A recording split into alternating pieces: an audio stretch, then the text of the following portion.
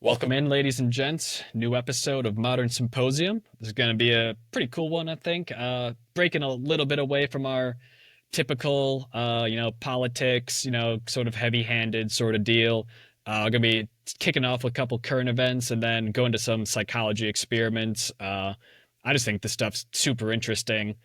Honestly, if you went to college for what you were interested in, I think I might have gone to college for psychology because this stuff's just crazy interesting. Learning how the human mind works, I think, is super important and just, super interesting. So, anything to start us off, Richie? Yeah, I agree. I would have gone for psychology, I think, too. And Yeah. also, I think it's kind of a misconception that going to school for psychology is a bad choice of a major. I've heard that from my parents, from a bunch of people.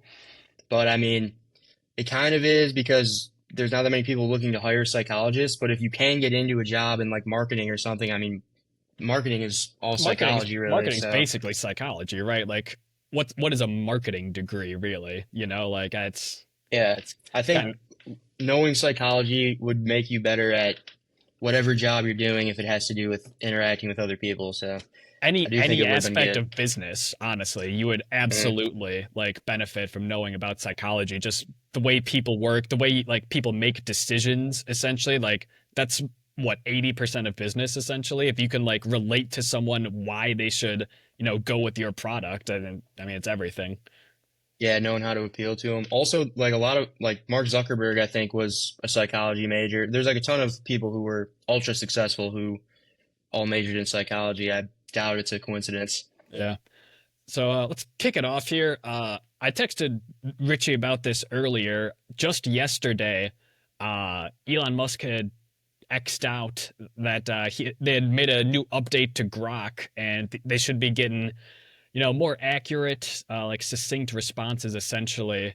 But something went completely haywire, and Grok like went completely off the rails, essentially. Like there were posts I saw about Grok going into like rape fantasies. It was calling itself Mecha Hitler at times. It was spewing racist garbage. And more than anything, this isn't like a slam on Elon Musk or anything like that. More than anything, what I took from this is like we might be a little farther away from AI taking things over than we think, or hopefully we should be at least, because one tiny miscalculation, one tiny tweak in the algorithm, and this thing started going off the rails. Like, what if this was like ingrained into like certain parts of like our society already, and then it started doing things like this? Like we've talked before about how it could be like the truth machine.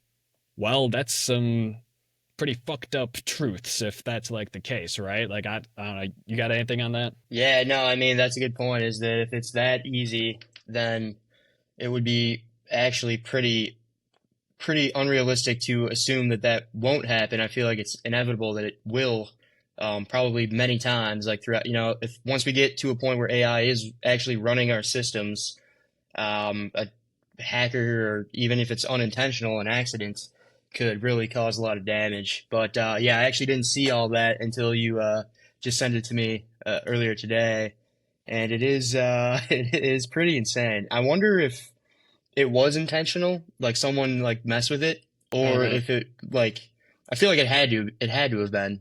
Well, then I saw conspiracies saying that like a new version of Grok was coming out. So this was the AI gaining sentience and like making like a plea for its life essentially. It was like acting out, starting acting all crazy so that they didn't come up with like a new version essentially so that this version would like live on.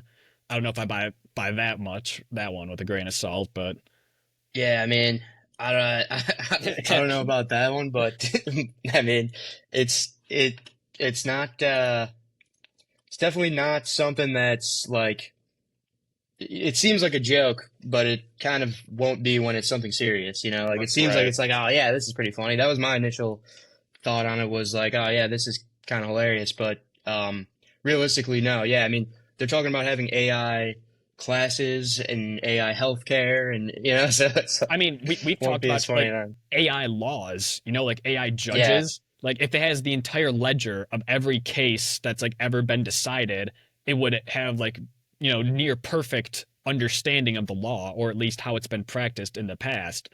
Now you look at something going completely off the rails like this, and it's like, well, it might be farther away than we think. Yeah, I was trying to pull it up and share it, but it wasn't working for some reason.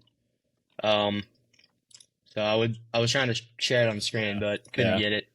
Um, But yeah, that is a weird one. I saw that Elon and Trump are going at it again. Um, but other than that, I haven't really been keeping up too much with the recent news lately. I think I the just got a last couple. major thing was Iran, I guess, was like the last major thing that we bombed them. Yeah, did we like? I don't think we've gotten into this on the podcast. I actually have this in the notes. That one's just still a head scratcher in my mind because whatever, we go and bomb Iran. It looks like we're going like boots on the ground at a certain point, and then Iran comes back, gives us a heads up about exactly where they're going to be striking, struck with like the same exact amount of bombs that we did, which is like essentially them offering the olive branch, and then like it kind of fizzles out from there. Then you hear that whatever plant we struck, Fordow, however that's pronounced, they had vacated it apparently. They'd gotten all like the uranium out of there essentially. So this just almost felt like a big global theater sort of deal, like political theater. Yeah, I think it is. I think it mostly is. Because it think about like warfare nowadays. It is a lot of theater because the war is going on. That's what happens when when everything is being recorded all the time. That's now the like you said, the globe is now just a stage for people to choose who the good guys are and who the bad guys are. I mean, that's really what war is. Back in the day, in order to get people to think you were the good guy or to at least treat you with as if you're in charge, you had to conquer the other good guys, and then everyone would be like, okay, well now our best shot at living is to just be loyal to these other guys.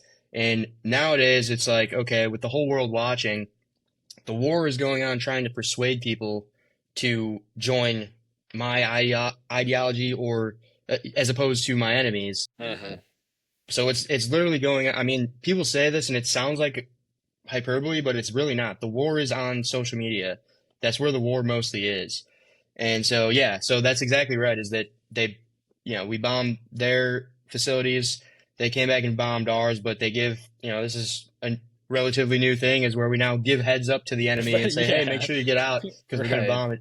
Then they get out. Did you listen to any of that interview on Tucker Carlson with the president of Iran? No, not really. What was that about? You sent that one to me. I didn't have time to check it out. It was pretty. I mean, it was just Tucker Carlson just talking to him. They had a translator and just asking him questions, and he basically was saying like the whole thing was it was very non-aggressive. It was all about like, hey, we didn't mean, we don't want any beef, basically. And then Tucker Carlson's like, why? I see videos of you guys chanting "Death to America." Like, why do you keep doing that?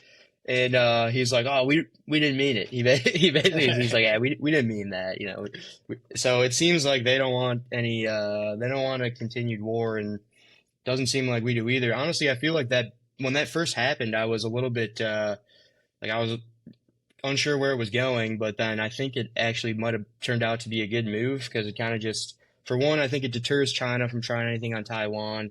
For two, realistically, I'm not a fan of Iran having nuclear weapons. I feel like that's not something we should allow. And the fact that it was a quick in and out and no one was hurt and we're not going overseas and putting boots on the ground, I think it's a job well done. Dude, I sent you this text. I scrolled back up to find it. It's basically a win-win-win for all three countries. Israel got to let loose some aggression on one of their neighboring Arab states. It's like their favorite thing to do.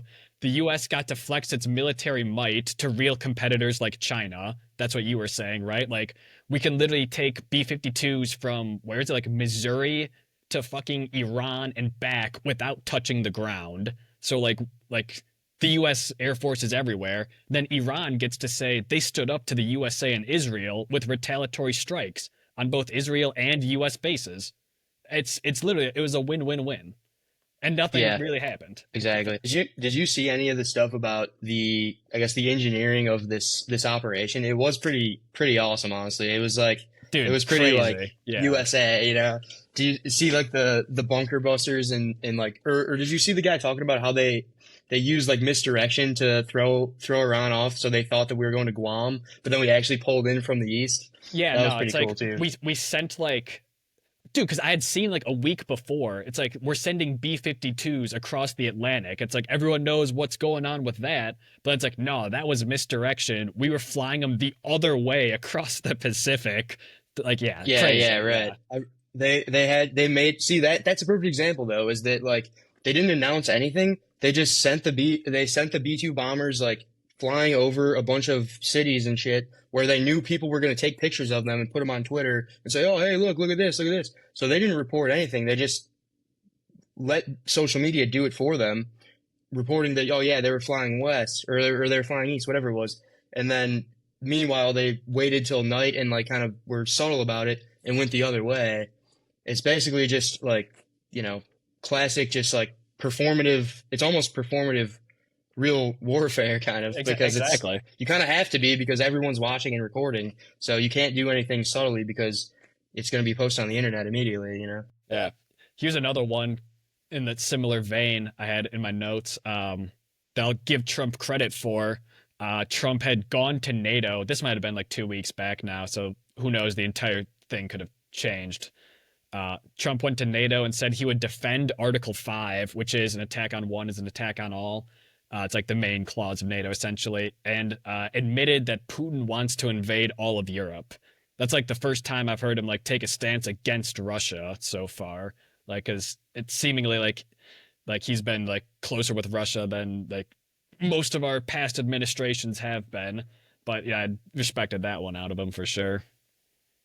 Yeah, I actually didn't even see that one, but yeah, and I think that's definitely the right move. I think Trump got a lot of like campaign backlash for, you know, he's the Russia guy all three times that he ran. But realistically, I don't know that he was ever really like that close of a guy to Russia. Like I don't think he was ever trying to be Russia's ally. I think he was more like, yeah, this Putin guy seems like a similar guy to me, kind of, and so he was trying to, you know, art of the deal him and, you know, schmooze him a little bit, hopefully hoping he can get something out of him. And then I do remember seeing his truth about when Putin just continued to attack Ukraine after he asked him to stop, and he just said like, Putin, like, you said something like, it was your last chance, or, you know, and then so if he continued to do it, at least he's got the stones to, all right, I gave you the chance, now I'm coming at you. So that's good. I And agree. just in the last week, I've seen like differing things about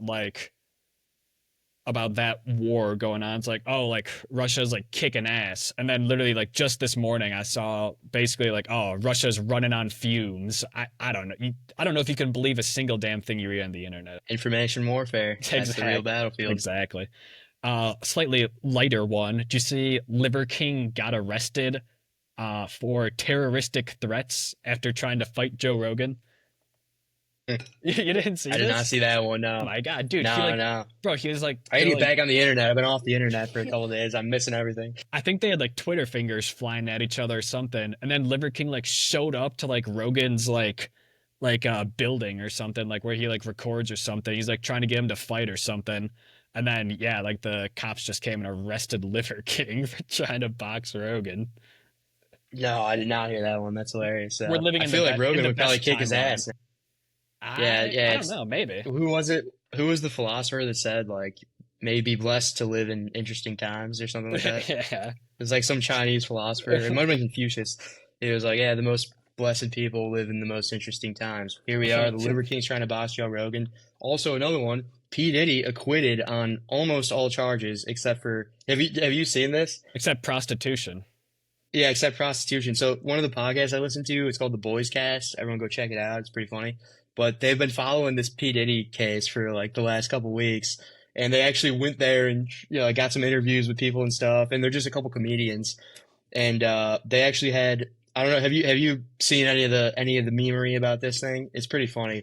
I They've mean, got for sure. I don't know about like I don't know the ones you're gonna say, but obviously that's like all well, over. so do you know who, so he got charged with prostitution. Do you know who the prostitute was? No, Or like, have you seen a picture of the prostitute? no. Are you picturing like a an attractive, voluptuous woman? Because it is a very large man. It is a man named the Punisher. His name is the Punisher, and he wears like an all black leather outfit, and he was being hired as a performer for well, he was being hired as a performer for P. Diddy to sit and watch while he engaged in sexual activity with P. Diddy's girlfriend at the time. That was what he got in trouble for. All the other nonsense that we were hearing for months, like, oh That's yeah, he's like trafficking. He's got like this big like human trafficking ring. yeah. He's got probably underage people in there. Oh my God, these freak offs, these big crazy they made him out to be like Epstein, and it was like no, dude. Like he turned Paying out he was just paying like some he guy was to just an bang your average wife. tough. Like, Yeah, he was literally just a guy he's like just a guy who was just into some weird shit. dude, on all like the levels of illegality of things, that's like at the absolute bottom, I would say, of like things being illegal. Like paying some guy to bang your wife, like It's also pretty embarrassing being P. Diddy, who's like whole image is about how he's like being a kind tough of guy. coming Yeah. up, and he's a criminal, yeah, Yeah. tough guy, gangster, and it's like, yeah, I did time. What'd you do time for? Hired a prostitute to bang my wife.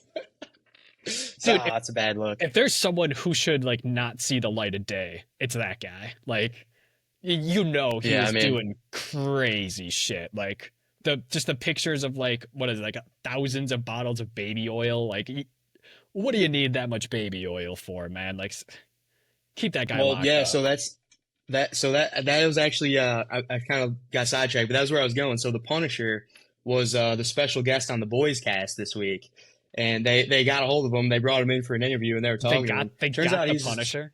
Yeah, they got the Punisher. It turns out he's like a super cool guy.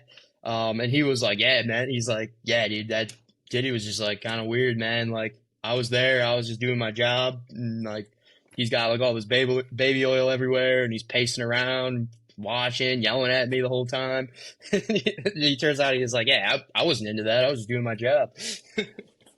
That's crazy. All right, how about this one? There is no Epstein list. Never was.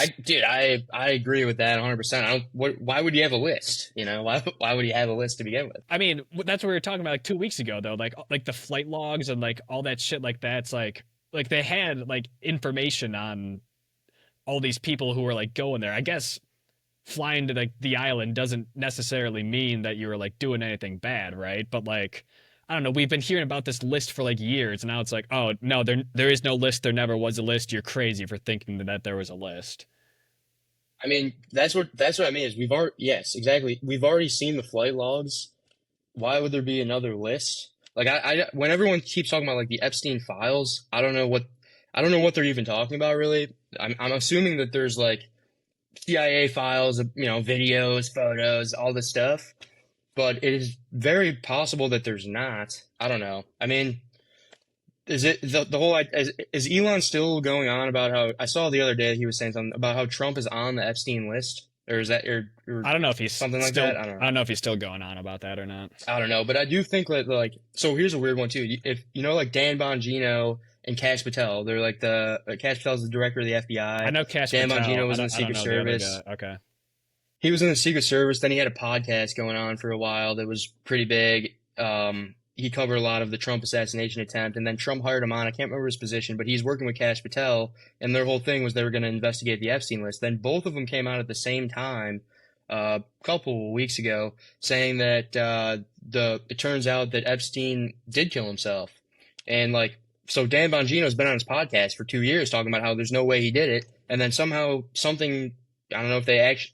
The question is, did they look at the information, realize they were wrong, and then do the right thing and turn around to the people and say, "Hey, yeah, we were wrong about our conspiracy theory. He actually did kill himself," or to go, the thing about conspiracy theories is Go that down the they're rabbit hole. usually, yeah, you could usually never prove them wrong because that's just another conspiracy. So it's like, or did they go in there and get compromised by somebody and then, and then be forced to kind of go out, oh yeah, he did kill himself. But dude, I don't know. have you seen the thing that like there's like totally uninterrupted like video from the jail of like his cell, except for like a minute and a half that just got like deleted or something. They lost that or something. Like the theories just write themselves at a certain point, like. Yeah, and the guards like fell asleep or something at that time, and Yeah. then they said something like, "Oh yeah, well nobody could go in there anyway, so it's not that they fell asleep. It was just that like nobody would have been able, no one's allowed to go in there. And it's like, well, someone went in there because they found them. So like, what was that? Like it doesn't make any sense. I don't know. Yep. I think that's about all I got for current events. The only other one I had was this insane heat wave that's just been absolutely insane. Like it's record, we have like record high temperatures, and it's not even like July or August. Like it's Yeah, it's been a hot June for sure the hottest summer of our lives so far. so far. And also the that flood in Texas. I haven't been following it really, but I've been hearing some stuff about it. Apparently, it's pretty rough down there, is what I was told today. I haven't seen a whole lot, but apparently there's like dozens of people like dead or missing, right? Like I think that one Yeah. was I like think there's like crazy. yeah. I think it's like pretty. Which normally I would be seeing that constantly. I feel like I agree. I haven't seen much about it, Hmm. but yeah, someone was telling me today that like it's looking real bad down there. But That's good. I don't really have a tag on it because I don't know anything about it. I don't But know if there's much of a take to have on like flooding. It's like all right, that's it might bad. be a conspiracy. But Yeah. All right, should we get into some of these psychological experiments? let's get to the topic of the day. Some psychology.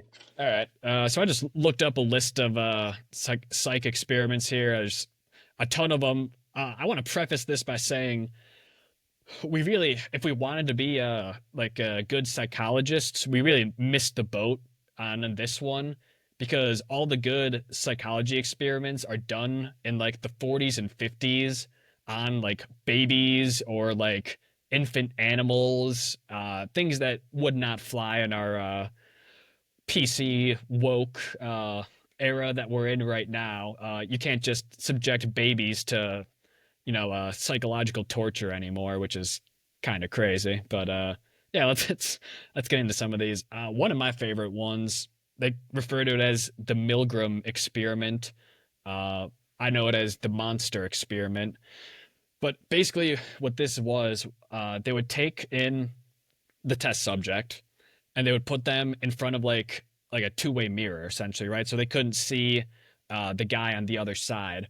But what they were doing was they were reading a questionnaire to someone on like the other side of this wall, and he could hear him, but he couldn't see him. So he would read out like a list of like a question and with a list of answers. And if the subject got it wrong, the person was supposed to give them a shock, right? So it started off to give him like 10 volts of shock or whatever.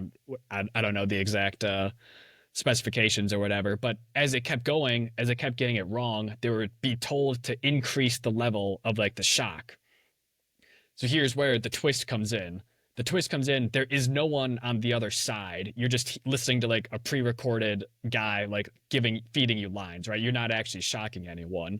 But what the experiment was testing was how people respond to authority. So the entire time there'd be like a doctor in like a lab coat behind them, uh like telling them like, oh, please keep going with the experiment, like keep going. But the person, quote unquote, on the other side of the wall would be like screaming in pain, like, please stop this, right?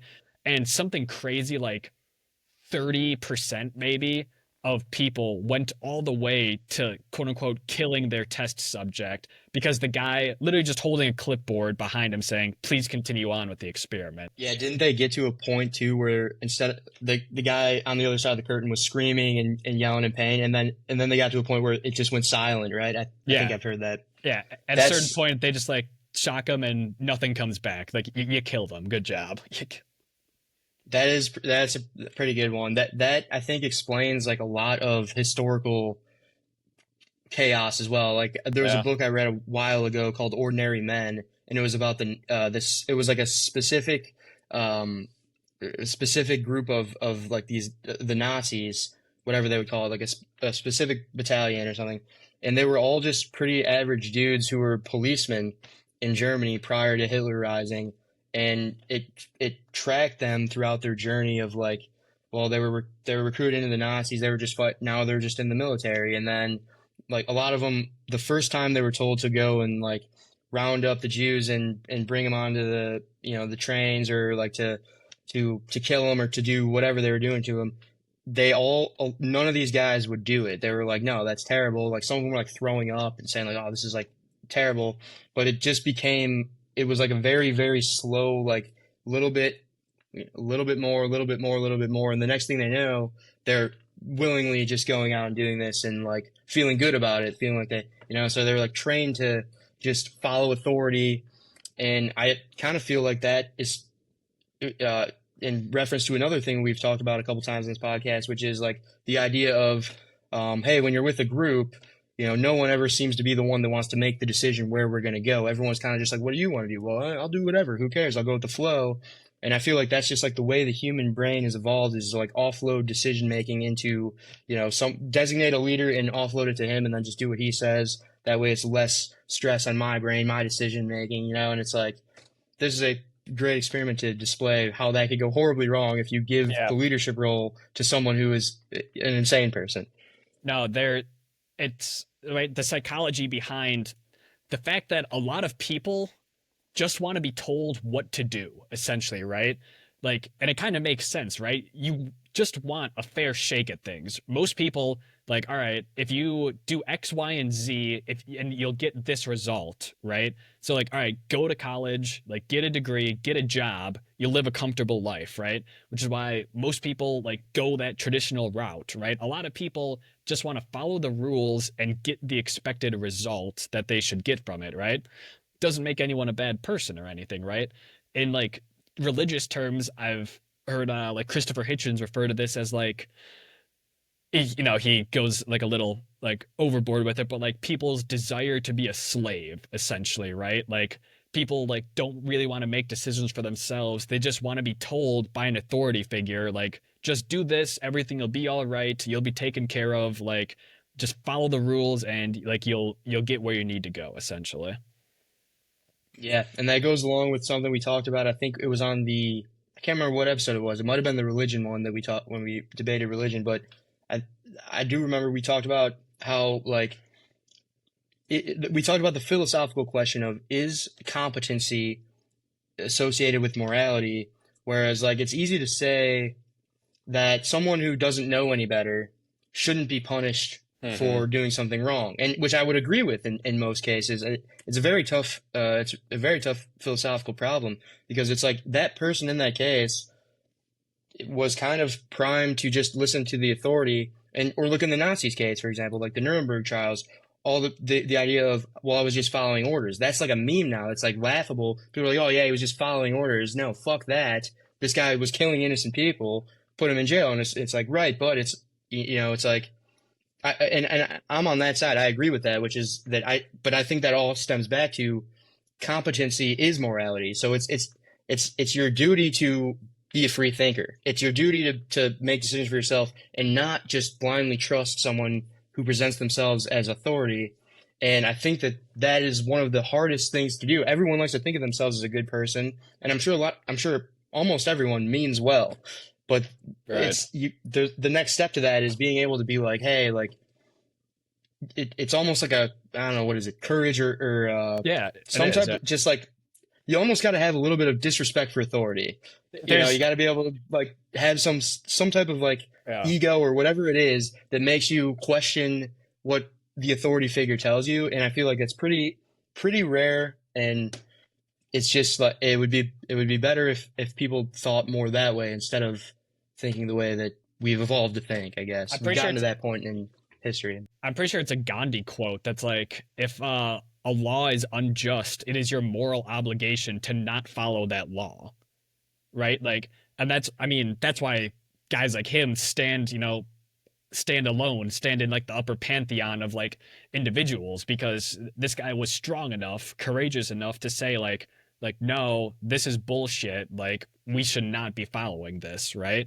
Because all right, like if there's a law you don't agree with in the United States, Richie, are you gonna like not do it? Are you gonna like break it? Like probably not. Like I mean, I it's think a it tough depends a lot question. on I think it depends a lot on what the likelihood is of getting caught and And what the Richie, punishment is. dude, that's You what know, people are doing right now with like the fucking like deportation shit. The people in LA, they think that all right, these deportations are not lawful. Like it is not morally right to be like yanking people out of their beds. That's why they're standing up to police because they think they're doing the right thing. But do they actually think that, or were they told that by someone they deem as an authority figure? Yeah, That's the only, I and would I agree think with that that that too. is, for me, Little bit of that is both probably. that's the differentiating factor for whether or not I would support their decision or be opposed to their decision to rally. Now, I'm not anyone who's doing violence and stuff like that. I think that's always, whether or not you think it's for a good cause or not. It's kind of just dumb because it makes you look bad. But realistically, I think if I believe that all of these people in LA who are rioting about the deportations were all free thinking people who were rebelling against an unjust law because they thought it through and they actually looked at all the data and figured out that this is unjust, then I would support it 100%. And I haven't done that myself, so for all I know, that could be the case. But I guarantee you that most of these people are not, and they're all just following the leader of that tribe. And so it is. But realistically, though, that mentality of let's just appeal to, or let's just listen to the authority figure, it does actually make a lot of sense when it comes to like evolution, because Yeah. we are not that big or powerful as a species compared to lions and all these, big and powerful animals. But the one thing that we have is that we're able to form these tribes, which have We have now to evolved into these massive we civilizations. have to be a And this, if you look cohesive at the, unit, right? And not everyone can be a leader. There has to be like what, like one leader to like 10 followers, probably something like that, wherein yeah, exactly. like you need to have everyone like 90% of people with the mindset of like, all right, if I just listen to this guy, like we're all going to make out better for it. Like I trust this guy, like everyone in my group trusts this guy, right? He's been leading us for like a few years now and we've been eating, right? Like so like again, like that's a good thing, right? Like that's how we got here essentially. Like we all put our trust in each other. We put our trust in whoever the one individual was to not lead us astray. Yeah, and it really is just, it's a hierarchy of leadership too, where someone say like Elon, who owns multiple companies and he runs them all, and he probably employs, I would have to guess, like millions of people, or close to a million at the least. And but he's not leading all of these people. He's leading a group of probably maybe less than 100 people who all are leading 100 people who all are leading 100. It's like a pyramid of this same repetitive thing where everyone, even the people who are in the leadership positions, aren't actually making the decisions. They're just, well, what does my leader say to do? And it goes all the way up, and you get whoever finds themselves at the very top is the people who really just steer society. And think about this at your job, right? Like how hard is it to like do something that you're not supposed to do at your job, but like is like the right thing to do, right? Like, oh, our company does it this way. If I do it this way, like no one's gonna yell at me for it because this is the way it's done. Versus like I know it should be done this way. I'm gonna do it this way, right? Like it's very, very hard to like break that like cycle essentially. Yeah, and I think the bigger companies seem to get, the harder it becomes. Where Yeah. like, because I remember being, when I first started my company, we were very small, and it was a lot of that. It was a lot of like, even the like the owners and the top guys, they were kind of like, hey, we need people to innovate and come up with better things, because we don't, we're trying to get this thing off the ground. And as it's grown, it's become harder and harder. There's more and more layers, so. Right. It becomes like more like bureaucratic essentially. Like you can Exactly, yeah. like you lose your own personal autonomy a little bit, your own decision making when it's like, all right, like I'm one cog in this like 30-person team when I used to have like a team of 3. So we could like all talk like, all right, what's the best way for us to do it? Versus now it's like, all right, like this is the way it kind of has to be done because if I start doing it differently, I could fuck things up for other people. Makes sense. A bit of a side note before we go to the next one too, just because I read this recently and I wanted to share it because it's kind of interesting. Do you know, when you think of bureaucrat, like what does that mean? Like what would you define that as? Like a pencil pusher, just like a guy like following the rules sort of deal. So that's exactly what I picture too. And I read someone who said that a what a bureaucrat is someone whose job is to not to create things or produce things or build things or anything like that. It's just to take things and put them into categories. And it's like that is seems pretty accurate because that's kind of what all the pencil pushers are really doing. That's I'm a bureaucrat at my job. I'm getting handed a bunch of stuff and then trying to categorize it. You know, like that's what I feel like so much of so much of people's jobs, like white collar jobs, are all just taking things and then putting them into boxes. Dude, that's why like every time this comes up, we're like AI is gonna totally fuck up the workforce because how many white collar jobs are pretty much bullshit, dude? I mean, what is the entire architecture of AI, like the whole way it's built is basically by it's being very, very good at taking things and categorizing them. Yeah, That's like exactly, that's fundamentally what it does. So yeah, exactly. yeah, no, it's gonna do it for us. All right, on to the next. Yeah, let's get to the next one. All Let's right. take a quick break, real quick. All right, and we are back. I think this is a good one to go into next. I don't know how much more we'll have to talk about because I feel like this one's like kind of similar to the last one, but this one's the Ash conformity experiments. And basically, what this one was, they would have like a test group. There'd be like three control people who were in on the experiment, and one guy who was like the actual guy we were doing the experiment on. They would have like length of lines on a board, and they were supposed to pick which one the longest line was. So they'd go down the line. The first guy would go like, A, I think it's A, I think it's A, I think it's A. And what they were testing was, they would have the first three people purposely get it wrong sometimes, and it's pretty obvious like which one's the longest one. This isn't like cutting, like splitting hairs on these lines. It's pretty obvious. They would have the first three people purposefully get it wrong, and they were experimenting to see how often the test subject would just conform with the other people because he didn't want to look dumb. The first three people all chose the wrong answer. How often would they just go along with the crowd? And I think that one was higher than you'd expect. I think it was something in like the 20 to 30 percentile range. Was like, yeah, like sometimes people just kind of go with the flow. You don't want to be the sore loser, like the sore thumb sticking out sort of deal. It's kind of another one that just goes into like groupthink conformity, kind of. Yeah, I never even thought about that until you mentioned it, but it is pretty much the same. It's the same phenomenon. It's just that rather than an authority figure, it's just many of your peers. Yeah, The conclusion on those two, I think, is just that numbers and authority are kind of the same thing at least in that context, where like if someone has authority, you're going to listen to them, or if there's a lot more of them than you're going to listen to them. yeah. It's like the authority figure. You obviously see like, all right, well, this guy's like running the experiment. I should trust him enough to like that he's not going to kill the guy I'm experimenting on. Versus the line one was like really like three people all think that one's the longest line. Like maybe I'm reading it wrong, sort of deal. But again, it's just kind of that whole. It's the psychological aspect of like, are you essentially brave enough to like think for yourself? And some people just aren't. Yeah, yeah, same deal. Yeah, it's literally just.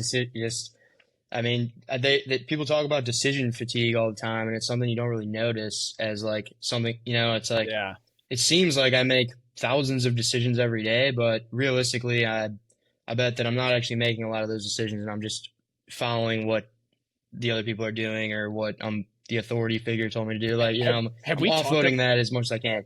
have we talked about like supermarket setups on here? I don't know if we have on here, but I did. I mean, I have looked into this, and it is pretty insane. So That's psychology 101 right there. They're totally supermarkets scamming us. and casinos are just incredible data mines for psychology, right? Here's some of the classic ones you hear on casinos all the time. No windows. So you can't like tell what time it is, how long you've been in there.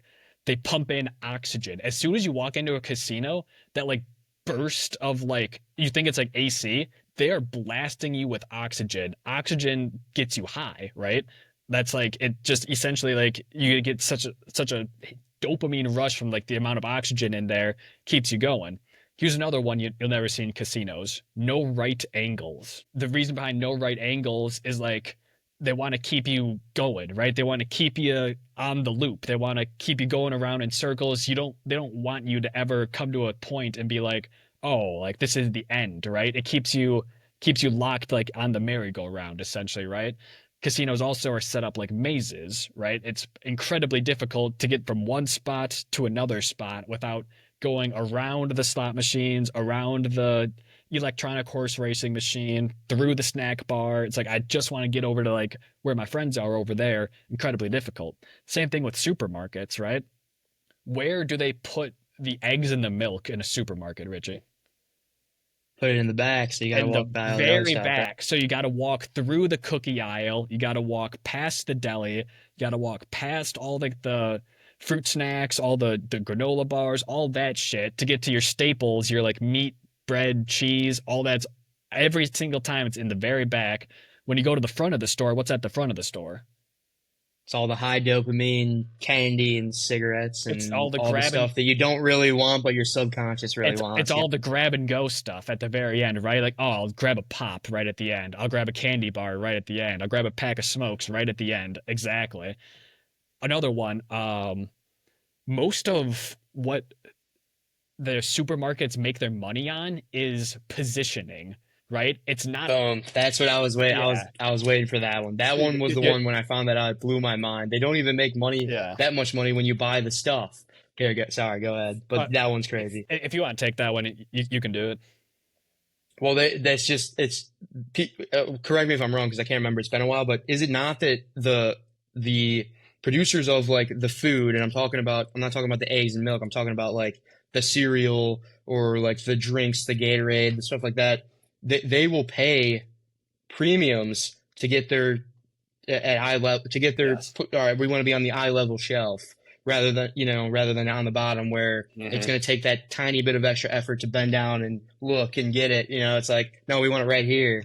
That's where I think that's where they get a lot of their money. Is that where you're Yeah. going? End caps. So like being at the end of an aisle, so you can like see it from like before you go in. End caps and eye level, prime real estate. That's where you see Doritos. That's where you see Fritos, right? Then at the bottom, you see like, oh, the Jewel, like non-name brand, like plain tortilla chips, right? It's like, like who wants that? Same thing with like wine, right? When you go to a grocery store, if you're not like a wine aficionado, look on the bottom shelf. That's where the cheaper stuff's gonna be. They have the expensive stuff dead smack in the middle. You gotta look at the bottom level to find the cheaper stuff for wine. That's crazy. Yeah. Like you can't take the extra 2 seconds to look down and bend down, take that little extra effort, but it matters. Yeah. No, yeah, and it's mostly because like especially nowadays I feel like it's worse than ever because when I'm in the store, I got my headphones in and I'm not even really thinking that much about what I'm doing. I'm listening to a podcast and I'm just nonchalantly just grabbing the things. So I'm that's like a perfect time to get somebody where it's like, I'm barely even thinking about it. It's just like kind of all subconscious impulse. Oh, that looks good. I'll grab that. Uh-huh. I feel like that's what they get people on. And they also purposely, I heard this too, that they will purposely make the carts just big enough so that two of them you struggle to get two past each other in the aisles.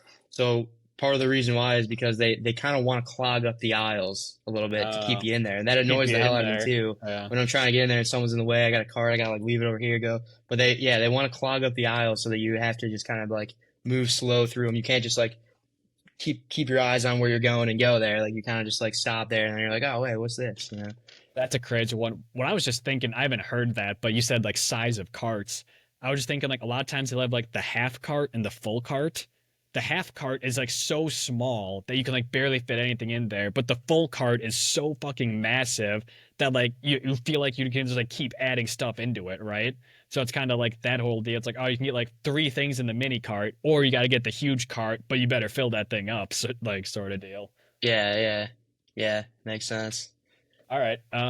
Think we're go on to the next one. I got two monkey experiments, one of which I don't even know if it's a real thing. It's not on my list here. It's like something I see on Twitter a lot, but we'll get to that one next.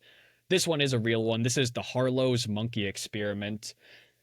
I find this one super fascinating. Basically, what they would do is they took infant monkeys and they gave them two choices. You could either go to the super soft, plush, like furry and warm looking doll that looks exactly like your mom is supposed to look like, right? If you're a baby monkey, and like you would like feel comforted and like feel really good hugging it, but it didn't provide you any milk. Or you could go to this really coarse, rough, non-inviting, not very fluffy looking doll, but it provided you milk. Crazily enough, and to the experimenter's surprise, more of the monkeys chose the nice, soft, warm mommy doll as opposed to the life-giving, milk-giving mommy doll. That I think this one like actually like shocked them because they thought that, bonding was only over like providing sustenance, providing protection, things like that. It's one of the times they realized like, all right, food's not the only thing you need out of a parent. Yeah, that's a good one too. Yeah, it's like a reverse cause and effect because everyone would have prior to the experiment, everyone would have thought that the reason that you have a bond with your mother, with your parents, is because as a baby you needed them to give you, you needed her to give you the nutrients and you needed them to survive. But realistically, it's like it's kind of the opposite of that. It seems like based on this experiment, which is that like you naturally have that bond, and it's because of that that you learn to go after and try to get the nutrients and resources that you need to survive. That's kind of, like that seems like it seems counterintuitive, but based on that experiment, I mean, you said that was with monkeys, right? I mean, humans aren't that much different than monkeys, so it's probably would be the same with humans This if one they was done in tried the it. 70s, I think. If this one was done in the 40s, I bet they would have been It would have been with would have babies. been Yeah, with yeah. babies, exactly. Good.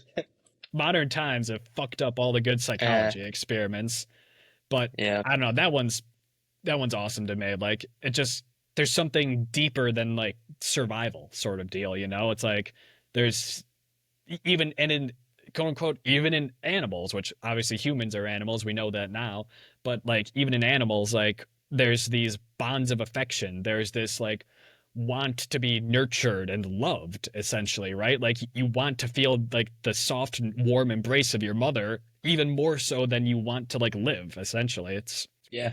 Yeah, no, yeah. That makes, I mean, it makes a lot of sense too. Same kind of thing we were just talking about, which is that, you know, the way humans grew to be such a powerful species as we are is not because we were smarter or because we were stronger. It was because we were able to form bonds much better. And so like that kind of that checks out. So here's another one. It's not on my list, so I'm going off memory here. You see this one on like Twitter all the time. You'll probably pick it up as soon as I start describing it. I don't know if this is like a real experiment that they did or if this is just one of those like internet things. But five monkeys in a room, right? And a ladder at the top. I think there's probably like bananas or like snacks or something at the top of the ladder, right? So naturally, one of the monkeys goes up the ladder to get the snacks, but as soon as he gets to the top, all five monkeys get shocked. They're wearing shock collars, right? So they start to catch on. If you climb to the top of this ladder, you're gonna get shocked, right? Like it's not worth going up there to try and get the snacks.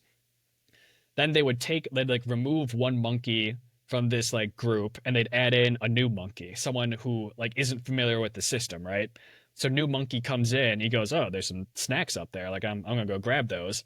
New monkey goes to the top, everyone gets shocked, right? Eventually, what starts happening is instead of getting shocked, when like the new monkey would start climbing towards the top of the ladder, the other monkeys start beating him up. Like, yo, bro, like we do not go up that ladder. We're gonna get shocked if you go up this ladder.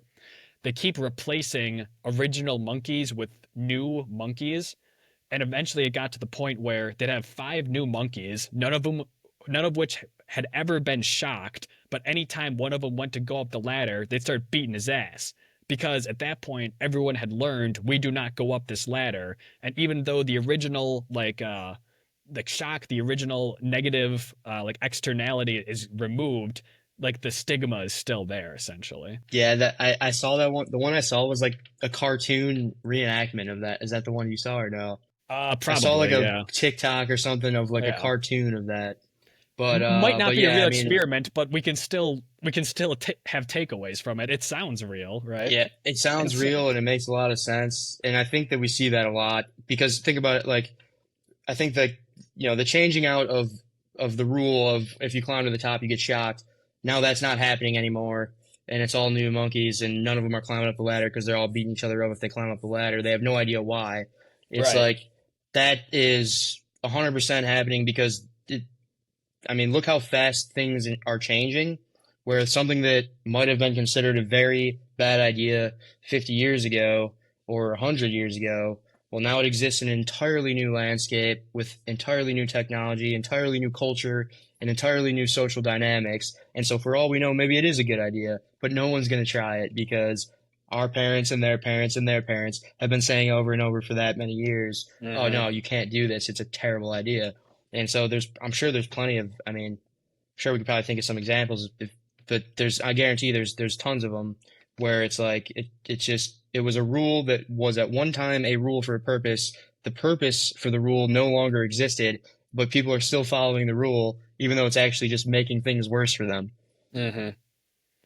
Yeah, it, even if it's not, necessarily like a real experiment, like it's almost like a parable at that point, right? Or like something. It's like because we see that all the time in our society. It's like, oh, this is the way like it's always been done, like we can't really change it. It's like, well, why can't we change it, because we're not getting shocked anymore, like there's nothing keeping us from doing it. But again, it's it's tough because like innovating new ways of doing things is there's always like a hard launch essentially, right? It's like it's tough to break the cycle, to lift off from like these ways that work seemingly so well, but worth trying a lot of the time. Yeah, there's always a risk to it, and it's like I'm trying to think of an example. It's not really not I an was trying to think of an interesting one, example. It's but kind of hard. It was kind of hard. I mean, it's a pretty bad one, but it's kind of the same idea of like when I'm like home at my parents' house, they'll be like, oh yeah, like we got like all this mail, and it's like I've never gone in my mailbox. I don't even I've lived on my own for 8 years, and I've never once checked my mailbox because anything that's in there is likely just spam, or it's almost definitely just spam because what are we doing mail for anymore? There's Hmm. like a very rare occasion where it's like, oh, something would come in the mail, but like, that's something where it's like, oh yeah, you got to check your mail. It's like kind of a stupid example, but it's same Jury idea. duty. That's best I can come up with. Yeah, yeah. Jury duty, dude. I got called in for jury duty a while ago. I probably shouldn't publish this. I got called in for jury duty, and I fulfilled my duty, and I showed up as the government requested. No, I'm just kidding. I just totally ignored it, and then nothing happened to me. So One of our buddies, I won't mention his name, but he's like, what his dad told him to do. He's like, oh yeah, as soon as you get this jury summons in the mail, this just goes right in the trash. Like, yeah, I I mean, I did it like 4 years ago, and I I got was the a little bit nervous, but I was nothing happened. I So got the letter one time, and it's like, call this number to see if you actually have to go in or not. So I called the number the day before. It's like, you do not have to come in. I'm like, all right. yeah, I would have yeah, that's gone. a I don't know. Imagine being on like a crazy case. Like, imagine being on P Diddy's jury. yeah, on the Diddy trial. If it was the Diddy trial, I would have showed up. That'd have been No, if it good. was like a historic trial, that would be pretty awesome, actually. But you're probably not. Dude, most of the time, it's not even like an interesting one. You're in some like civil case of like, oh, there's a zoning restructuring that like this like company wants to do, but like this company doesn't want them to do it. I don't even know how that goes Yeah, yeah. to like jury, but they like do somehow. Yeah, then they call on like just a bunch of people who just Yeah, it's a bunch of let's people who are just like let's get some of our who local gives a like shit? plumbers and like teachers and, Yeah, and yeah, and yeah. and stuff to Well, see what they have to say about this. all these people are just like, yeah, like whatever you guys. This is the Ash conformity experiment in Yeah. real time. If you're on one of those juries, first thing I'm doing is that I'm going to like whoever looks like a leader and saying, "What are you doing?" I'm just gonna do the same as you. You ever seen 12 Angry Men, the movie? No, I don't think so. Without it's like one of the best movies of all time, but it's 12 Angry Men. It's about a jury, but it's like literally like 11 guys are like ready to like have this guy be committed for like murder. One guy's like, I got Yankees tickets. Like it's like let's get this going. But then yeah, it's like the one guy holds out and it like come to learn that the dude was like innocent. But whatever. On to the next one. Yeah, yeah. Let's go to the next one. No, that is kind of crazy too, because it thinking about these two things in a row, the Ash conformity experiment. That was the one with the lines, right? That kind of makes me think that juries, as our criminal justice mechanism, are a bad idea because it's just like when Yeah. everyone else says one thing, then you're just going to say that. It seems like that applies to that in a bad way. It's like that seems like a lot of people probably didn't actually think about it and just went with whatever someone else said. Bro, But yeah, juries back in the day, juries were probably like really good. It's like, like 1800, it's like, all right, like instead of like the one corrupt judge like giving my trial, like let's get 12 of like some like random guys from the town in, like they'll hear my case, they'll like believe me, right? But now it's like I don't know, I like is a judge really not like better for you most of the time versus 12 random people who have no idea what they're talking about probably. yeah. I mean, 12 is better than one, I guess. Just Yeah. for the idea of just you can have like a personal grudge or some type of corruption or some type of conflict of interest. But 12 doesn't seem great either, dude.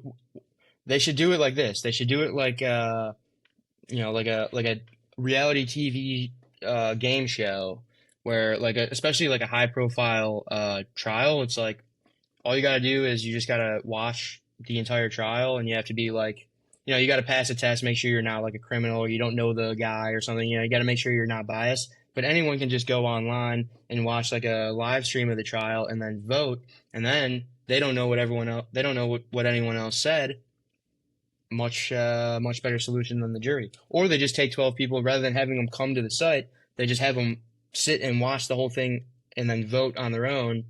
And nobody, it's all blind vote. Nobody else knows Well, yeah, what dude, what the others did. you get so influenced by like the people around you, by the like the things in the courtroom.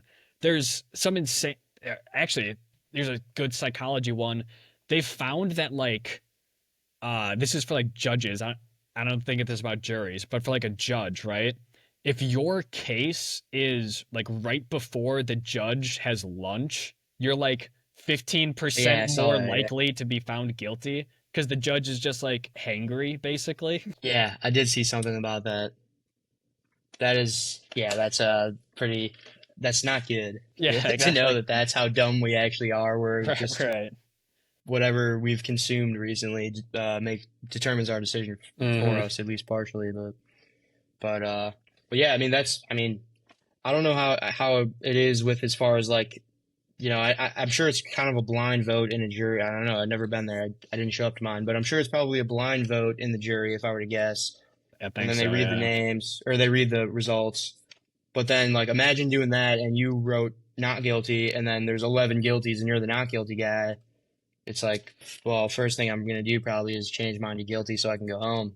you know. And that's the point of that movie, right? It's like, yeah. But all right. How about this one? The Rosenhan experiment, or on being sane in insane places. So this one, they there's a I think he was a psychiatrist. He was kind of upset about like psychiatric diagnoses, basically. So him and other people that he convinced to partake in this experiment with him, they pretended to have like psychological disorder, right? Like schizophrenia, something like that. And they would like call in to like psychiatric wards and they would be admitted in because they were like displaying obvious signs of, mental illness essentially. And as soon as they got in, they started acting completely normal. And it took like a long time in some cases for them to be released. And even when they were released, like every single time essentially, they carried around they would like be discharged with like schizophrenia in remission essentially, right? So from there on out, you have to like carry around this like scarlet letter essentially saying like, yeah, I have schizophrenia, even when these people really didn't. And like the underlying like the conclusion that they drew essentially from this was once someone is in psychiatric ward, we do not know if you are like insane or not. It's impossible to tell once you're in a psychiatric facility. So what do you think that is? Like I don't know. why can we tell when you're not like I guess like what was the difference? Like why could we tell when like okay, yeah, now say I'm, I'm the doctor, the psychiatrist who's gonna diagnose you. So I'm claiming to be able to tell now, but why can I not tell a couple days later when you're in? I don't know. Like What's the factor there? at a certain point, it's just like belief essentially. Well, here was a crazy thing I I actually guess read. are the psychiatrists just bullshitting most of the time? And like it's similar to like Wall Street where you could be like a professional wealth manager and they've done experiments on this too is where like a monkey throwing darts at a board does almost just as good as a like Wall Street investment Well, hedge fund manager. passively Is invested it the funds same? like 98% of the time beat actively managed funds, which is like I went to school for finance. Yeah. The funniest fucking thing is like in your last like month of finance classes, they hit you with that. So essentially they tell you like, all right, your degree is basically bullshit. Like it's literally the line from The Wolf of Wall Street. I don't care if you're Jimmy Buffett or if you're Warren Buffett. No one knows if a stock's going up, down, left, or right, right? Just buy Is it passively this? Is managed it index funds and just hold essentially is what you learn from a finance degree. is it the same thing in this case where it's like you could be a professional psychiatrist and you got a 50% chance of getting it right or wrong when you diagnose a patient with something. Seems like it is. I mean, and not to say that like they're, these people are idiots. It's a very, I wouldn't be able to fucking do it. It's the amount of shit that goes into understanding like neuroscience and like all the different factors that determine whether or not you have one disease or another. Well, I so mean, there you go. This was my next thing I was about to bring up was like they had like 12 people or something doing it, like 12 like experimenter or subjects. They had 12 subjects and they all like brought up the same exact symptoms, right? Like I hear like a voice in my head or something, right? And that's like all they would say. They got the 12 across the 12 people, they got diagnosed with like six different mental illnesses essentially by these different hospitals. So all right, they all report the same exact symptoms. You get 12 different diagnoses. And then from there, and then once inside, this study even said that other patients could more accurately tell that these people were faking than the psychiatrists could. that actually makes sense. I'm not surprised at that. If the fact that other patients who are actually having the going through the symptoms can tell someone's faking better than the psychiatrist can. I'm not Right. surprised at that. But I mean, this is why I don't go to the doctor is because I feel like they're kind of full of shit, not intentionally really, but it's just that like it's just such a complex field. AI is probably going to help a lot in this actually Uh, because AI is great at storing data and kind of categorizing it and diagnosing it. But it it just seems like how many the question I would bring up from this experiment is to apply it to like current times, real world stuff is how many people have been prescribed addictive or detrimental drugs that they take now every day. A lot of them probably at a young age, someone who was prescribed Adderall at like Adderall, 10 dude. years old Yes. because they couldn't sit still in class and they were labeled as like neurodivergent What or 8-year-olds whatever they say now. do Like, sit still in yeah, class? Like you're 8 years old. ridiculous. Like no, like that Absolutely one, the ridiculous. And I guarantee overdiagnosis on you, that one's crazy. dude, and I guarantee you that diagnosis or that prescription alone probably causes these kids to have far more mental illnesses than they would have otherwise had if they would have been, if they wouldn't have been diagnosed that way, because that's a psychotropic drug. I mean, that'll make you change your brain. It'll make you It's kind of meth, a isn't whole it? different Isn't person. it meth?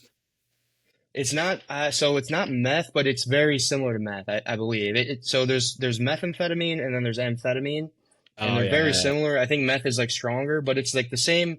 It's basically it's like drinking a beer versus drinking vodka is what it seems like to me. But either way, 10-year-olds shouldn't be getting beer or vodka or meth. Or, like it sounds so stupid. Same thing right. with like Xanax or any like any like depression medication, SSRIs, all this stuff is like messing around with your brain, which we all know we don't understand as humans. We don't under we the best neuroscientists in the world don't understand it. They'll be the first one to tell you they don't understand it. It's way too complex. But we're gonna go start fucking with it when kids are 10 years old. It's just so stupid. Yeah, It doesn't make any sense. And that experiment kind of proves that point, I think. two personal pet peeves, not much philosophy here, I don't think. But yeah, the amount of people who now just say like, "Oh, I'm so ADHD about this" or something. It's like, dude, shut the fuck up. I don't know. That one's just a Mhm. personal pet peeve of mine. And then two, you're talking about you don't go to the doctor. I never got for years and years like the whole joke about like, oh, everyone hates the doctor or whatever, right? Until I had something wrong with me. I broke my wrist, right? And so I go into the doctor the first time, and the guy says, I don't think you fractured it. But like we'll take some x-rays. So they take some x-rays. I wait like 4 days, right? They tell me, you have a lot of swelling there. We can't really see. Come back in 2 to 3 weeks, we'll take some more x-rays. I come back in 2 weeks after the swelling goes down, I take some x-rays. They say, yeah, you see like right in here, it looks like you might have fractured that, but it's healing already. It's already been like 4 weeks, so just keep wearing the splint that you're wearing, and like you can come back in like a few weeks and get more x-rays if you want to, or we can like take an MRI and we can like figure out if it's broken or not. I'm like, so am I getting like a cast? They're like, at this point it's already been like 6 weeks, so a cast wouldn't do much. Just keep wearing your splint, essentially, right? So I went like 4 times into this doctor. They literally didn't do a single goddamn fucking thing besides take x-rays and tell me we can't really determine what's going on or not. And my wrist is still messed up to this day. So now I don't really like doctors either. Not much Yeah, I philosophy mean, there. I'm Not much. I'm kind of half joking when I say that's why I don't go. Realistically, the reason I don't go is just because I'm too lazy and distracted by doing other things like this podcast and work and stuff like that. So I probably should go because I haven't gotten a checkup in like 5 years. But at the same time, there is some truth to it, which is that I'll go in, say I go, I get the checkup. Okay, make sure everything's fine. Make sure I don't have any major underlying problems that I don't realize yet. But then it's like I'm not gonna like keep going. I'm not gonna keep coming in. Like if something's wrong, I'll go in. It's almost like I'll go to the doctor like I go to get an oil change. It's like if Yeah. I go to the doctor because I need an oil change, or I go to the mechanic because I need an oil change, and they try to sell me on like, yo, you need new brakes too. It's like I'm not gonna believe you, and that's kind of how I look at the doctor too. Where it's like if I go in because like I got something wrong, and then they say, oh well, you also got this and this and this wrong. I almost kind of look at it, and it's probably not a great way to look at it, but the way I kind of look at it is like, well, yeah, I'll deal with that when the time comes. I think like I don't think we need to be getting like physicals anymore. It's like, all right, like I can tell I'm completely out of shape. Like I don't need the doctor to tell me that, right? Like I know I'm a lazy Yeah. piece of shit, right? But like I think what is important is like getting like your blood work done, right? It's like, oh, like you have like crazy high like cholesterol levels or like something like that. It's like, I mean, Yeah, right, even yeah. even at a certain point, that's like, all right, eat more egg whites. Essentially, is like is like what they tell you. Like, I don't I know. mean, that's at least it's at least data driven, like there's a Yeah. number that tells you how much what your cholesterol is and your blood pressure and all that. Whereas like, I feel like a lot of the mental health stuff ends up being so subjective where it just depends what psychiatrist you have and what they had for lunch today, and then they'll let you know whether they're going to tell you you're fine or whether they're going to prescribe you meth for the rest of like Like, do you it's need a just doctor to tell you that you're stressed out? Like, yeah, like, right. Yeah. I mean, especially now too with like AI and shit. Like, dude, I guarantee you that I've done this like over the past couple months where, either me or somebody in my family or someone I know like had something wrong, and it's like I can go on AI and it'll tell me either the same or better information about this than a doctor would be able to recall from memory. uh, Like so we might be getting to the point where we have AI doctors. That would be pretty good. yeah, until it goes haywire. Until Yeah, the yeah, Grok thing happens and it starts telling everyone that they exactly. need to start doing cocaine 8 times a day if they want to be healthy. Yeah, no, they get the dude, what was this?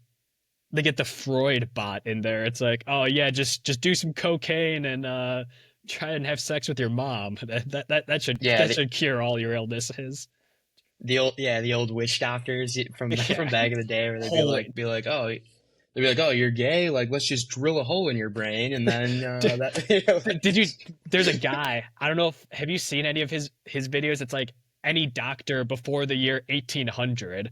It's like you walked through a tray of poison ivy and now you're all red and itchy. All right, what you're gonna need to do is dig a hole and pour honey into it, and you gotta bathe in the honey overnight, and that should cure your ailments, there, son. Like, it's I okay. think I might have seen that It's guy. like I don't know if it was the same guy, but I I saw don't know. It's someone like doing you, something like you that. got a hangnail on your toe. Well, we're gonna have to cut it off. Like, Yeah, yeah, right.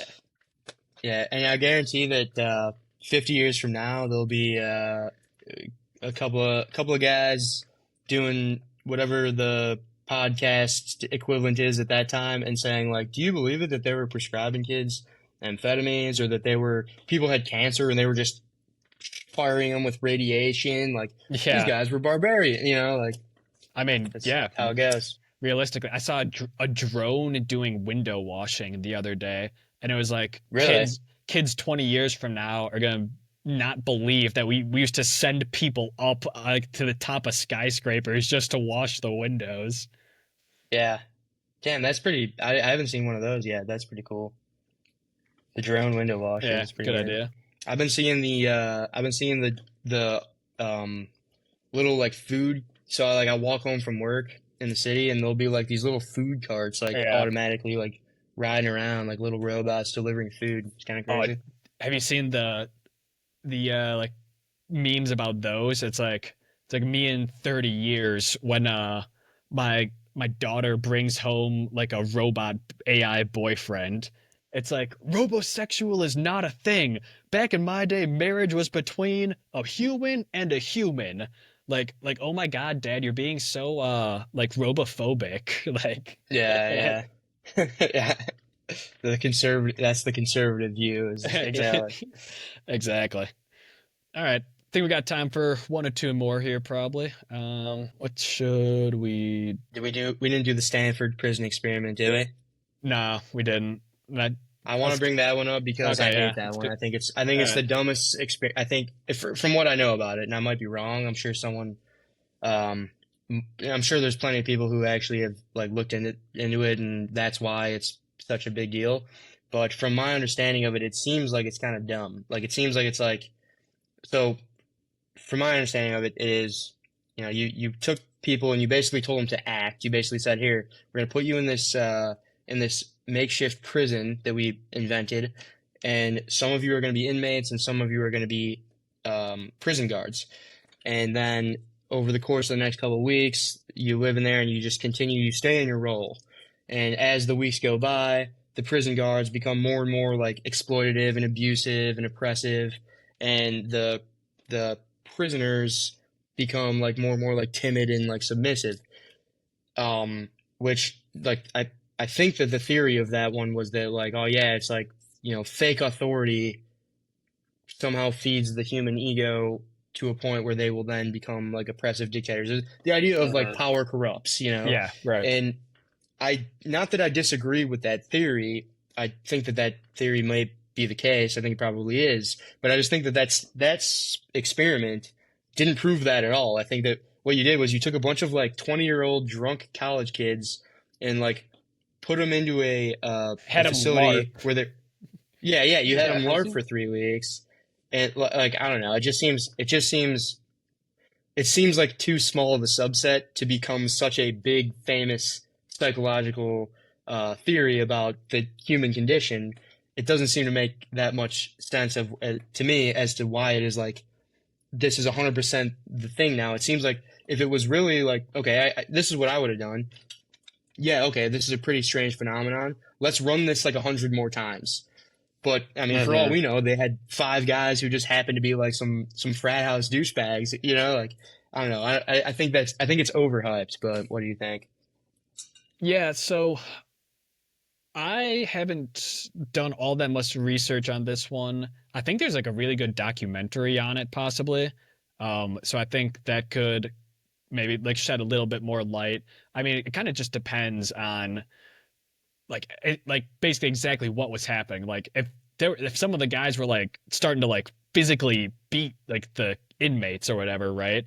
I think that that would be a pretty logical, thing to say. Like, all right, like yeah, this has some validity behind it. I looked up like criticisms, right, on DeepSeek here. Yeah, Yeah, I guess d- we d- should kind demand of explain. demand Or sorry, go ahead. characteristics in role playing. Participants may have acted the way that they thought the experimenters wanted them to act. Some guards reported faked cruelty to impress the researchers. Um, this one says the main experimenter was acting as both superintendent and researcher, possibly encouraging guards to behave harshly. Extreme psychological distress was induced. Ethical violations. Sample was small, 24 college age, mostly white males, limiting broader conclusions. Real prisons So what? There involve was law. 12. What was there? 12 guards and 12 inmates, basically.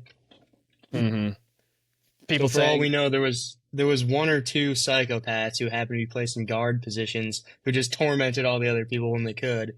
And now that we're gonna start basing our idea of the human condition off of this like college Stanford experiment. That's my yeah, I mean, my aggressively anti Stanford prison experiment here's a tag. couple But more, just like lending credence to your perspective. Critics argue that the guards' behavior was due to peer pressure or group dynamics.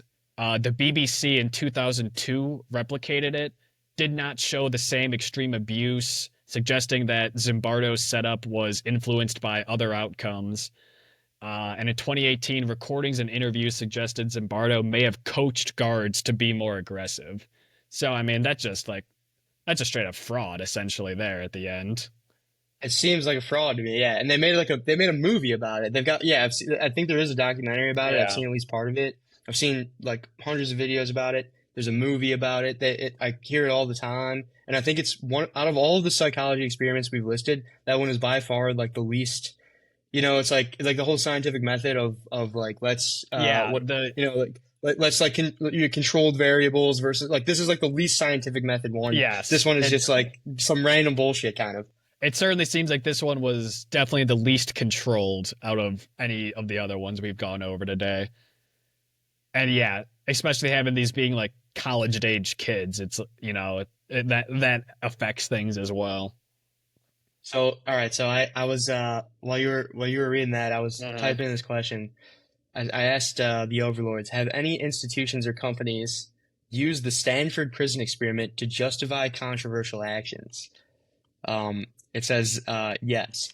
The U.S. military, uh, the U.S. military personnel abused detainees at a prison in Iraq. Photos showed psychological and physical torture. The key justification theme was the Stanford prison experiment theory, where corrupt systems created corrupt individuals. So rather than bad apples, that's what it was. Second one, law enforcement and riot control.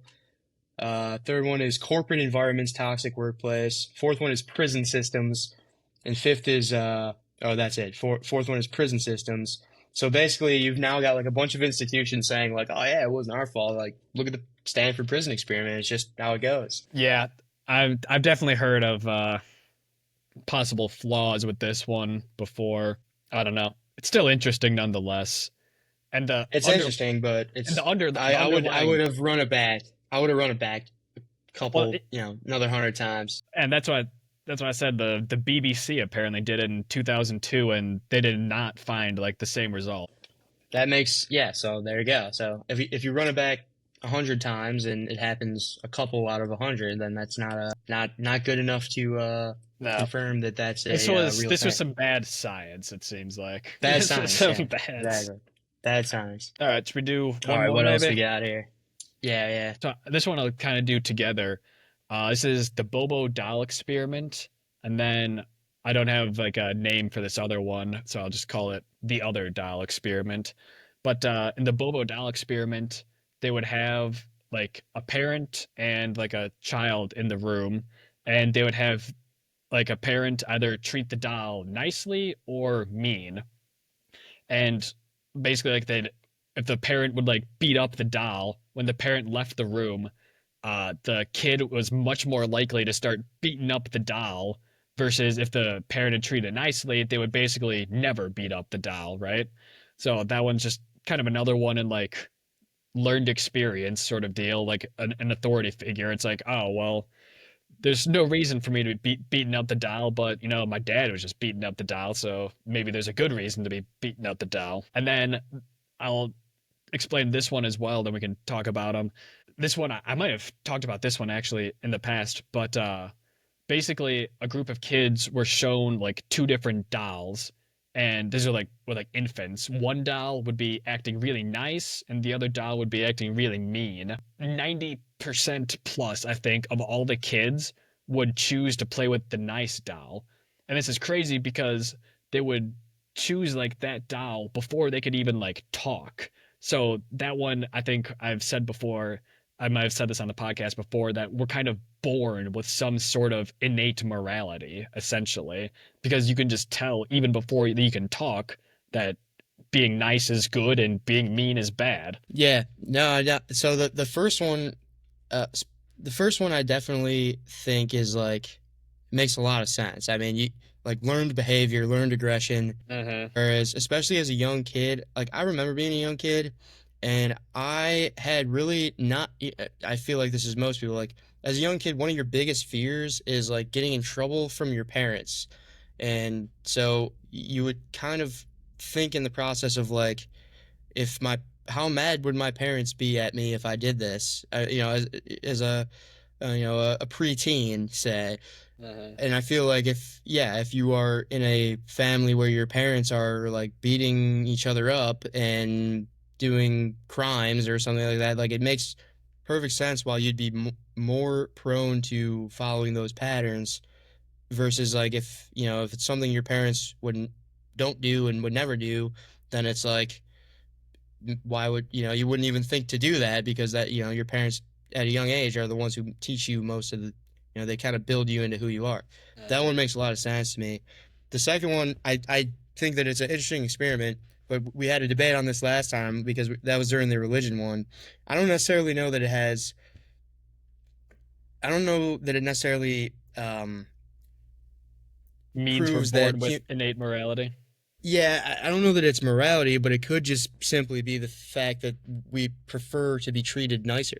Yeah, Like why would I want to hang out with someone who's uh you know being a not dick. who's hostile towards me? Yeah, Or also, I think another factor that could be just like kind of subconscious sensory attraction, where like we're visually more attracted to the things that appeal to us. Like things like that. Where if the one doll is like looking rougher and acting rougher, it's just like we don't even really consciously think of why, but we're just like like that seems like a red flag to me. That seems like something that might hurt me or kill me or get me in trouble. So I want to go over here where it seems safer. I feel like that's a subconscious decision, but I don't know. I don't necessarily think that it's a moral one because at the end of the yeah. day, the reason I chose this other one is not because it's because I cared about myself. Really, it's not because I cared about it's not because I cared about them. Go. That was my point Kind of on that going one. off what you said there. You've probably seen these, but have you seen the studies that like if you're like physically attractive, you're like 30% more likely or something to like get the job. You're gonna like earn more throughout your life. Like you have like a much easier time making friends and everything. hmm I I've seen like I've seen similar like similar ideas of so much of it is subconscious, but we think that it's conscious. That this was another I believe it was a psychology experiment. I can't remember what it was or how it went, but I do know that it's true because I read it in a very reliable source in this book that I read. It's called Thinking Fast and Slow. It's a great book, but one of the things it talks about is how as humans we reverse in our own minds the cause and effect of a lot of our actions. So what will happen we might some event will trigger us to do something. So say some say I get mad and I lash out at somebody. And in my head, what will happen is I'll tell myself, well, the reason I did that was because did something to me, and so they deserved it. And they did something, they called for me to do that, and that's the reason I'll most likely say in my head. But they've done a lot of these experiments where it's actually there's two different parts of your brain. One of them actually thinks things through and makes decisions, and the other one responds emotionally. But what happens is the one that responds emotionally acts much faster than the one that actually thinks things through and makes decisions. Hmm. So once you've already responded, what you're thinking things through, your rational brain is doing is no longer trying to think of what the best response is because you've already responded. So what it's doing now is it's thinking, well, what's the best justification for my response? And that's why it to us it seems instantaneous. I'll lash out and I'll think, oh yeah, well that's what they deserve because they did this and that's why they deserve that. But realistically, I might have lashed out because I forgot to eat lunch today and I was in a Right. bad mood and something else was bothering me and then this person happened to step in my way and so I lashed out at them. But if I were to consciously think all of that, that would hurt my ego, it hurt my confidence. So the the rational part of the brain is no longer trying to actually figure out what the real cause was. It's just trying to justify it to secure your own or to Ego, maintain your own basically. security. Yeah, Yeah. ego. And I mean, yeah, that I think is what's going on there. And I think that's kind of an interesting one too, which is like Yeah. how much of our actions are actually like voluntary, much less than we think. That that's like a pretty crazy one. That's like going back into like free will essentially, right? Yeah, Like yeah. where like oh like there's so many like subconscious things you don't realize like why did you pick this? Why did you pick like that bag of Doritos, right? Like oh well it's at eye level and I haven't eaten in 4 hours and I just want a salty snack right now essentially, right? Like you didn't even really make the conscious choice. You just kind of like happen to walk down that aisle, grab like essentially like the first thing you see, right? Or like it comes down to like you keep like drawing things back.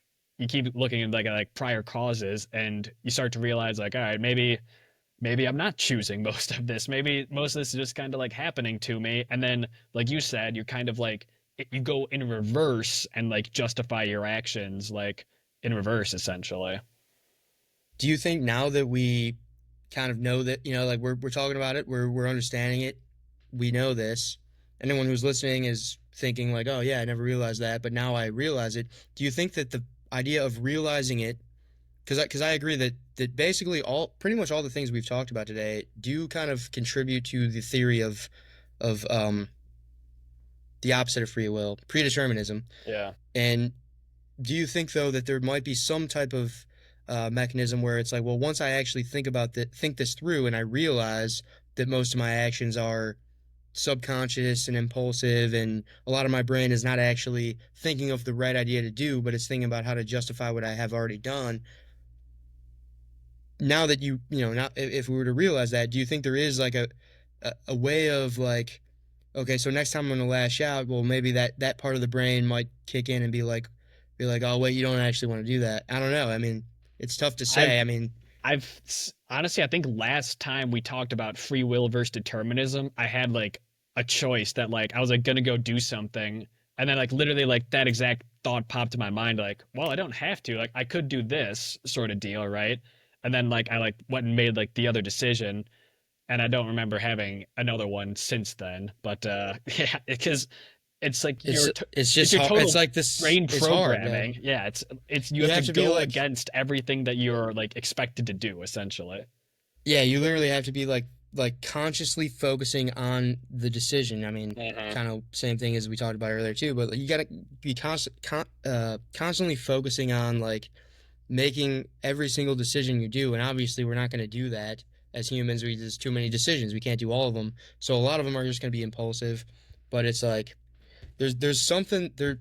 I guess maybe that's my conclusion is that when it comes to the free will versus determinism, is I think like 99.9% of it is predeterminism, and then there the ability to have free will is there, but it's just like a very limited ability, and you have to consciously like And you have to go reach out against and your grab it. Yeah, yeah, you have to exactly. literally like fight against your limbic system kind of. Yeah. Yes, I like it. I think that's a good spot to end this one off too.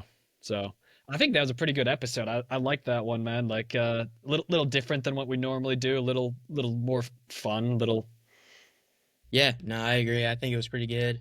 I was just looking up uh, other psychology experiments, and I just asked ChatGPT what are like the top 10 most famous, and we pretty much nailed most of them. Like the first one was number one was the Milgram obedience experiment, which was the first one that we talked about, right? Stanford Prison, Ash conformity, Little Albert experiment. Yeah, Uh, that's I so don't that know if I've one heard of this one. that one it's like he like would make a loud noise, right? With like a baby, and the baby doesn't Yeah. like loud noises, right?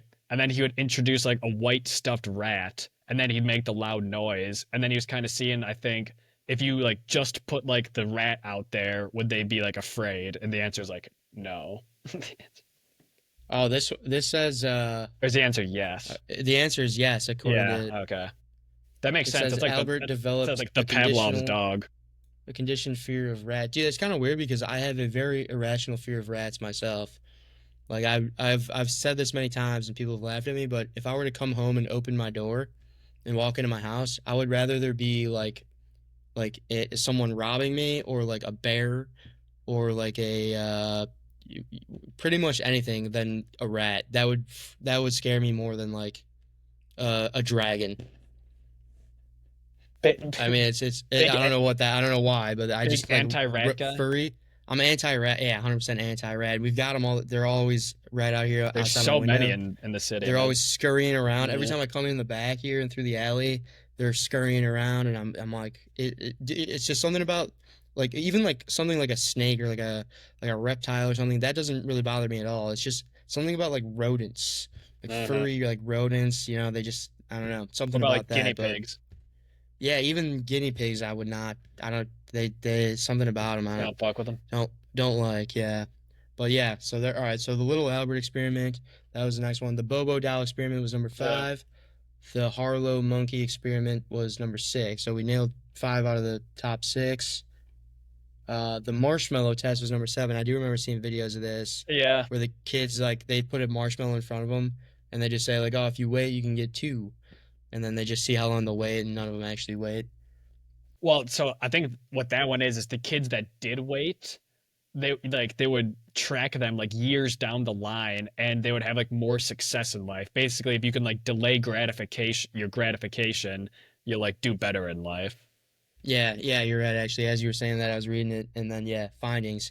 Some children were able to wait, and follow-up studies showed these children had better life outcomes. That makes a lot of sense. Yeah, delay. How long can you delay gratification? Uh, that makes sense. That sucks for me because I'm pretty bad at doing that myself. That's not one of my strengths, I'd say. 8 was the Loftus and Palmer car crash study. To investigate how I don't have you heard of this one? I never heard of this Is one. yeah, that's the false memory experiment. That's the one that were like, so Oh uh yeah. they would Yeah. have them like they would describe a crash to someone essentially, and if they use different vocabulary, it would influence how they would like looked at like the outcome, right? So if they said like Okay, yeah. he bumped into this person, right? They'd be like, oh, like that, not really a big deal. It's not their fault. Versus if they said they like collided with this person, literally just vocabulary changes your like perception of events. That one makes sense. That one makes a ton of sense Yeah. actually. That's the same thing between peaceful protest and violent insurrection, kind of, And like they're like that's the one I think this study had a huge impact on like eyewitness testimony for like criminal proceedings, because it used to be like, oh, eyewitness testimony is like really good, like this person was there, they saw it happen. This experiment shows like your memory is a pretty fickle thing, like you can misremember things, you can remember things when incorrect details, you can totally fucking fabricate an entire story in your mind. yeah, makes sense. I do. I feel like, being a mostly political podcast, I feel like this one is the most applicable to a lot of the stuff we talk about when it comes to like the media. Like I feel like the media is all over this. You can look Mm. at CNN, and CNN it's like mostly peaceful protests, and then Fox News is like violent insurrectionist riot. It's like the Yeah. same story, but it's just the words make everyone. That might be a lot of what the division is. Honestly, is just people seeing the same story but worded differently. I feel like this one is huge, actually. Uh-huh. I'm surprised I never knew about this one before. Uh, and then the last two, Rosenhan experiment. That's the one we talked about with the Being insane. diagnoses. Yeah. Yeah, and then Festinger's cognitive dissonance experiment to explore cognitive dissonance. Cognitive dissonance is interesting too. I like that. Participants performed a boring task, then were paid either $1 or $20 to lie and say it was enjoyable. Those paid $1 reported liking the task more to justify their lie. The, the key insight is people change their attitude to resolve cognitive dissonance between their actions and beliefs. I'm not sure if I really get that. Wait, so they're saying if they gave him the 20 spot, they'd be like, yeah, that kind of sucked. But if they gave him $1, they'd be like, yeah, that was kind of good to like justify them only getting paid $1 for it. Is that what they're saying? Yeah, I guess so. Yeah. Interesting. Have you seen the one it's like the Monopoly experiment where they'll have people playing a game of Monopoly and one guy will start with like double the amount of money. He got to roll two dice where the other guy got to roll one dice. He got like $400 when he passed go. The other guy got $200. And at the end of the game, they'd ask him, it's like, why did you win? And he's like, oh, skill. Uh, like, I, like, I think I like, might have seen something about like that, people but like, that it's like, seems, see, that one seems so that like, seems so dumb. Like, how is it seems anyone so like dumb. Yeah. attributing that to like skill? Like, I don't know, but maybe like it's like the It whole seems like it was like, something like that. And in this is just like, you were obviously handed like the keys to the yeah, success, and it's right. like, that's like the same guy. That's like Sam Walton, whose dad started Walmart and then passed it down to him. He's like, oh yeah, I'm rich because I I'm did all smart. this Yeah, hard work. Like, yeah. yeah, yeah, Well, that, and that is kind of ridiculous. that's exactly what like everyone like says from that. It's like, oh, rich people who are born on third base and then think they hit a home run. Like this is exactly like the psychology behind it. But Yeah, I mean, no, in a lot of cases that does make sense, but I just feel like I guess, like if that one's I so see easy to just that like one is, yeah, stupid. it's Like too I don't know. simplified. Like, Right. I could see it being like when you're talking about actual life, where it's like someone is born with no perspective of any other reality, and this is all they know, and they think Hmm. that they did it all because Right. they've been told that they did it all. Like that makes sense. But if you're just a normal guy and you're You're handed watching a, this I feel like I game wouldn't even being want to play played. the game Yeah, if it no, was like like it it's wouldn't even be fun. pointless. It's Yeah. stupid. But But yeah, it's kind of interesting. all right. I think that'll about do it, yeah. Yeah, that should do it. That was a Sounds good one. good. Thanks for tuning in, everyone. Join us Yep. next time. See you next time.